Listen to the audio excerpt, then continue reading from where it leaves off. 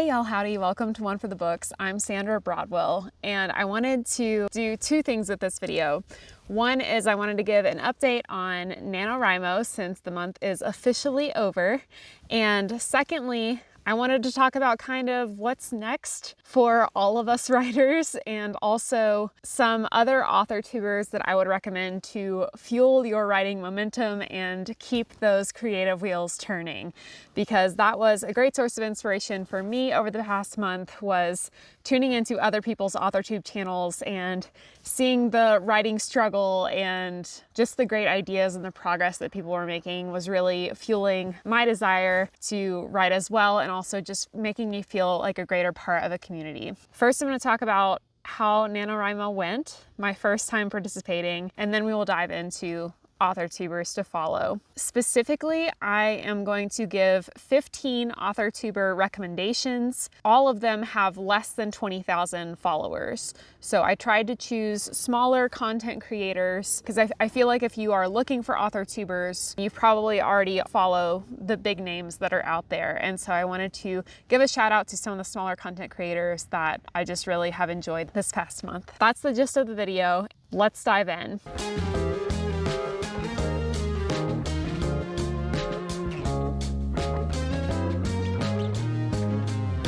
First update is I won NaNoWriMo. I actually hit 50,000 words on Thanksgiving Day this year, which was super awesome, especially as a first-time participant. Now, the big caveat to that is I'm unemployed right now, so I had all the time in the world to be working on my novel, and I did make sure that I wrote every single day of the month. I did take one day off, but it was after I'd already hit 50K. I kind of slacked off a little bit towards the end of the month just to give myself a little break, but I still was writing every day except one day. So that feels amazing. I had about 26,000 words already written prior to entering NaNoWriMo, and so as of right now, I'm about at 85,000 words because I actually hit closer to 60,000 words during the month of November. That feels amazing, but I think in my first NaNoWriMo vlog that I did, the only other NaNoWriMo vlog that I did this month, it was on like day 3, and I was like saying something like,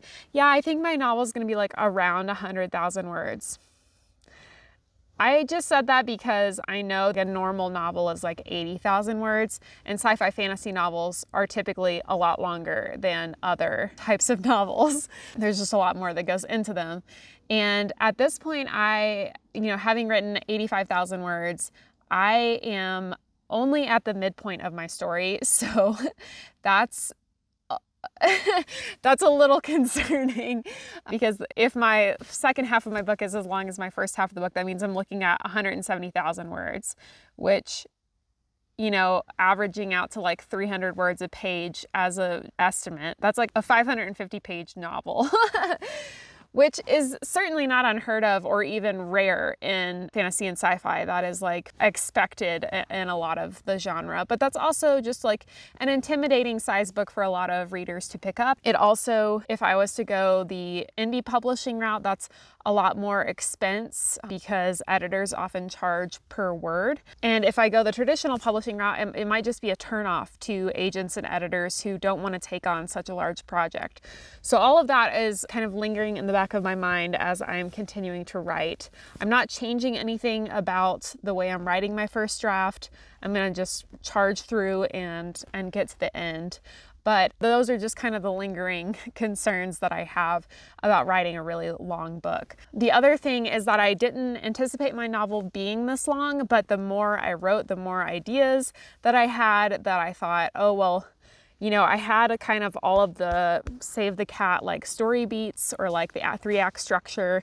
I had all of those beats kind of mapped out. But what I realized as I was writing was like, oh, if I want to do this, then this needs to happen first. And so the first half of my novel, I guess, just kept getting longer as I wrote it. So as of right now, based on the way my outline went, I had like my original outline was like this, and then now it's like this. But all of that new stuff is in the first half. And so I have like a big chunky first half outline and then like a really small second half outline, which matches my original outline. So I think most likely what will happen is that as I continue to write, my second half will expand to match the first half. And then if it doesn't, that means that like all of the stuff I wrote up to the first half or up to the midpoint is going to be way longer than what happens after the midpoint, which just means that my novel will be really poorly paced, which is also a concern. But these are things that I'm just like, they're thoughts that I have that I am acknowledging, and I'm trying not to give any weight to them, because the most important thing right now is that I just finish a draft of a novel. And these are all concerns for editing Sandra to worry about in the future. I am trying really hard not to edit as I write, because again, just drafting is my focus right now. And I know a fatal flaw for a lot of new or young writers is the editing complex, and how that can completely derail you from ever actually finishing a story. And you can't edit what's not on the page. So I'd rather edit at the end. And as of right now, I'm just, anytime I think of something that I think would make sense to change or add in or take away, I just have like a separate document in my Scrivener file that's like edits to make. And so on draft 2, I have like a whole list of things that I would like to change about what I've already written. But for now, I'm just carrying forward and continuing with draft 1. I listen to music while I write to kind of block out the world around me, you know, whether I'm like outside or in the van with my husband or whatever. There's always just like other noise, and I find that like really getting in the zone takes a lot of focus for me. And so I put on my headphones and I just kind of block out the rest of the world. But also, music with lyrics is too distracting for me, because the words in the lyrics like get in my brain and they block out the words that I'm trying to write. So I listen to like classical music pretty much while I'm writing, and it's just like background noise. Like I really don't even hear it while I'm writing. I could just as easily play like rain sounds. But I listen to classical music, and it's just really funny. I'm bringing this up because Spotify Wrapped just dropped, which if you're not a Spotify user is like, it gives you like all your stats for the year, like who was your #1 artist and who was like the album you listened to the most, and blah, blah, blah, blah, blah. And it's always like, you know, for most people this year, I'm sure it was like Taylor Swift and Beyonce and whatever. And for me, my #1 artist was Bach, and my other 4 like top artists of the year were also like classical composers, which is just really funny, because like if you ask me what type of music I like, I would never I would never list that kind of stuff. And that's certainly not what I listen to when I'm listening to music because I want to listen to music. But it's just, I was like, I can't even share this like on Facebook with my friends, because it's like, it's so embarrassing. But I think the takeaway from that is that I've been really productive this year. And a lot of times when I listen to music, it's like my husband's Spotify when we're driving in the van. Anyway, okay, music rant aside. So the big question now is like, what's next? NaNoWriMo has ended, and I still have half of a novel to write, possibly like a third to a half, somewhere in that range. So I still have a lot of writing I need to do, and next year I really want to be like editing and, you know, having people read like maybe my second draft and giving me feedback, and, you know, getting it to a point where I feel comfortable with, you know, my husband or my brother or whoever reading it and getting feedback. So I won't be comfortable with that after draft 1, because I already know like so many things are incongruent and need to be smoothed out. But yeah, in order to get it to that point for next year, I would really like to maybe not finish my first draft by the end of the year, but definitely get really close to that, if nothing else. So I think for December, I'm gonna kind of continue on the same way I did with Nano and just try and write every day, at least until Christmas mayhem starts. So at least for the first half of the month, I guess I should say, because we are currently in Arizona and all of our family is in like Kentucky and North Carolina. And so we're gonna be heading back east to spend the holidays with our family and friends, which is gonna be really great. And we're really looking forward to seeing everyone, because it has been several months since we've seen our people. Basically from like the week before Christmas, probably until New Year's, I'm gonna be like spending time with family and friends. And that's great, but I don't know, I'm not gonna take time away from my people in order to write, because spending time with them is more important than my writing goals. And I wouldn't necessarily think that or say that other years when I do see my family pretty regularly. But you know, this year, since we're living on the road, it has literally been months since we've seen anyone. And so I just want to really soak all that up while I have the opportunity, because after the holidays, we're hitting the road again. So all that being said, yeah, the first half of December, I'm just going to try to write every day again. And I might just keep up the general kind of NaNoWriMo, the 1,667 words type of goal. It's not really a hard and fast goal, but I was not having too big of an issue meeting that. I think there was probably like 5 or 6 days out of the month of November that I didn't hit that. And a lot of days I wrote much more than that. Like the day that I actually hit 50K, I wrote like over 3,000 words. So it varies a lot, but generally 1,000 words is pretty easy and 1,500 words isn't that much worse. I want to write. I want to keep writing.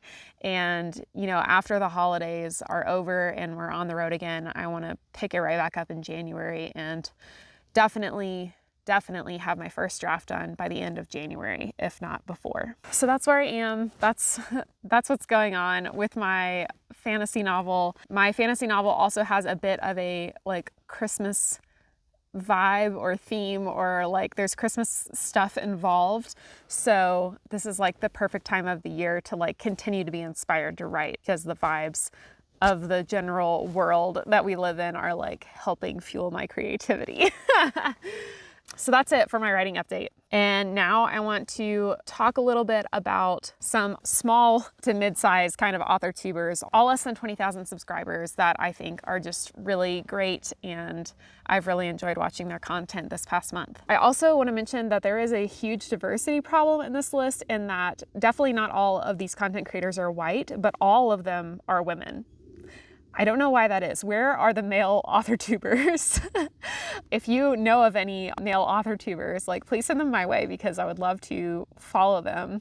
I have some theories about why that is. There is such a discrepancy there, but yeah, it's definitely strange. So anyway, so in my mind, there's like two different types of AuthorTubers. There's AuthorTubers that focus more on like vlogging or talking about their own writing process and struggles and things like that. And then there's like AuthorTubers who are just like dishing out writing advice. And there's definitely overlap between these two types of AuthorTubers, but some just focus on one or the other. When I first started following AuthorTubers, I really heavily gravitated towards the advice sorts of videos, just because I don't have a degree in creative writing, and I was really soaking in a lot of that advice. Now that I have been writing a lot and intensely, I find myself gravitating a lot more towards like the vlogging lifestyle, just authors talking about their own writing type of content, because it makes me feel like I'm not alone out here doing what I'm doing.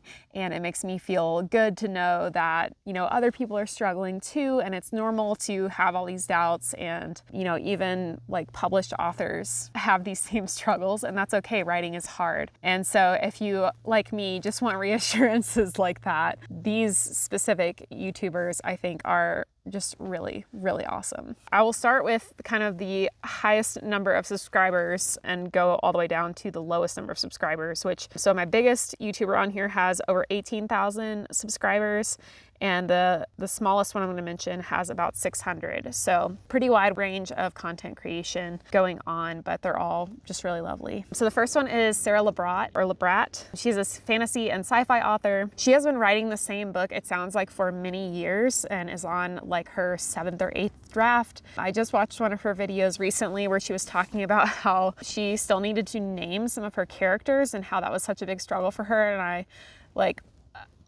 my heart just hurt to hear that, because I was like, I can't even imagine. But that's like, again, this is why I follow these people, because like everyone approaches writing differently, and the goal is like a finished product, right? And how we get there is different. And so it's just so reassuring to see people's different processes and to realize like, oh, well, I don't have to do things the way they do, or it's okay if I do things this way, because in the end, we're all we're all gonna get to a book. Okay, number 2 is Sincerely V. She has great vlogs. She does videos where she like tries to adopt famous authors' writing methods for a few days and vlogs that, and also just talks about like the books that she's been reading and things like that. Okay, number 3, one of my favorites is Kayla Kempers. She has just published or is about to publish her first poetry collection, which is super exciting. She's also a fantasy author, and her content is just super down to earth and really appeals to me personally. She had a great video about like non-standard advice for winning NaNoWriMo. She also has like a really soothing voice, which I love. And her videos are kind of like moody feeling. She's great. Number 4, another favorite of mine is Lynn D. Jung. Lynn has a huge diversity of videos, from advice to world building tips, trying to write like famous authors, deep dives on popular books, and also just like her own writing process and philosophy behind her writing and like mental health things. She's just one of them that I click on every video that goes up on her channel. I just love her stuff. Number 5 is Rachel Writes Books. Rachel has written something like 15 books, I think. She is definitely a writing veteran. She often talks about mental health and balancing life and writing and things like that. I always appreciate that kind of content. Number 6 is Liselle Sambury. She is a traditionally published young adult author, and I believe she's also working on her debut adult thriller. So that's really exciting. She has really awesome like deep dive videos on the Save the Cat plot structure, which I personally have found super helpful, and I can't wait for her to finish that series because I like literally take notes every time she writes those. But I also just think that her vlogs and writing content is really great. Number 7 is Lindsay Puckett. She is a traditionally published middle grade author who writes horror for children, which I think is awesome. And she just has like really lovely kind of cozy content. KrisMF is next on the list. She is a speculative fiction writer. She is agented and is editing, I think, going through revisions on a submitted work right now, which is super exciting. And she also, I think, has a really soothing voice to listen to, so I love Kris's videos. Number 9 is Kelley Tai. She is a sci-fi and fantasy writer. She has a really chaotic approach to writing, which again, like I love to see because it stresses me out to think about her writing approach, because she'll be working on like a lot of different projects at once, and I can't even imagine, like I have to like really focus down on one thing. But I love the diversity of approaches to writing. I just love how she can like bounce between all these different things, and she has so many great ideas. She even just did a video recently where she was like pitching like 20 plus ideas that she had that she was never going to be able to write, but she was like giving the ideas out there to like other people, like someone else needs to write these stories, and I just love that. So her videos are really great. Number 10 is Meredith Phillips Writes. She is a romance author and has won NaNoWriMo multiple times. She also won it again this year, so congratulations to her. That's really incredible. But she also did a vlog every couple of days this month, and I watched the majority of them. She has just a really great sense of humor that makes her videos really engaging. Number 11 is Madeline James Writes. She has really great in-depth fantasy world building tip videos, but she also just talks a lot about like goals and setting goals and progressing towards goals, and I love that type of stuff because I'm a very goal-oriented person as well. And she also has like I think recently picked up the hobby of like sword fighting and has been vlogging a little bit of that process, which is just really rad. So her videos are great. Number 12 is Diane Mariee, and I think she just published her debut book. She is an indie author. She also has lots of lifestyle content in her writing vlogs. I love the diversity of like traditional publishing and indie publishing, and seeing those two different processes, because I still don't really know which approach I'm going to take when I get to that point, you know, in a year or two. Number 13 is Emily McCosh. She is a fantasy sci-fi author that again has, to me, a really chaotic writing approach. I think she had like 5 different projects going during NaNoWriMo, but she seems like she can just really like pound out the words and get a lot done every session, which is really inspiring. Number 14 is Alyssa in the Books. She has literally put out a video, like a NaNoWriMo writing vlog every single day of NaNoWriMo as far as I know. I've watched at least half of them. They're all just hilarious.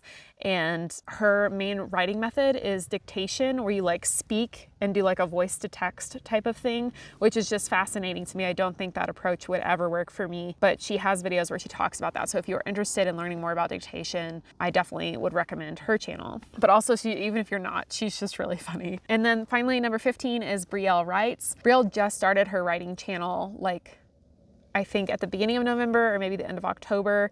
And so she only has a couple of videos up so far, but she is working on a romanticy project. She is a first-time writer, and I just found her stuff really cool, and she's very like humble and sweet, and is just talking about, you know, what it's like being a nano person for the first time, which I am as well. So yeah, I thought her stuff was really good, and I hope that she continues to make writing content in the future. So that's it. Like I said, there are a ton of big time, you know, AuthorTubers out there. If you Google AuthorTubers, I'm sure they will be the videos that pop up. So I just wanted to give a little alternative to that for those of you looking for more just kind of down to earth writing content. I will be watching all of these people, I can guarantee, in the future, because again, that really fuels my inspiration and creativity. It makes me feel like I am part of a writing community and not just out here writing weird little stories on my laptop in the wilderness. So anyway, thank you all so much for watching, and I hope you got something out of this. Please leave a comment in the description down below if you participated in Nano. I'd love to know how it went